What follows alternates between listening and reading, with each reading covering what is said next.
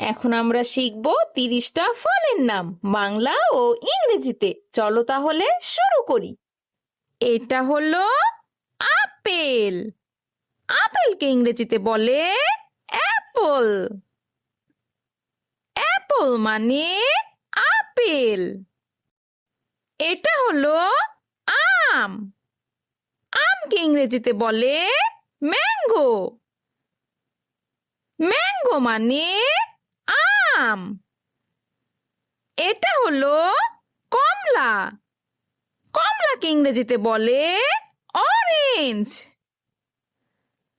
Orange মানে কমলা। এটা হলো কলা। কলাকে ইংরেজিতে বলে ব্যানানা। ব্যানানা মানে কলা। এটা হলো কামরাঙা। কামরাঙাকে ইংরেজিতে বলে স্টার ফ্রুট।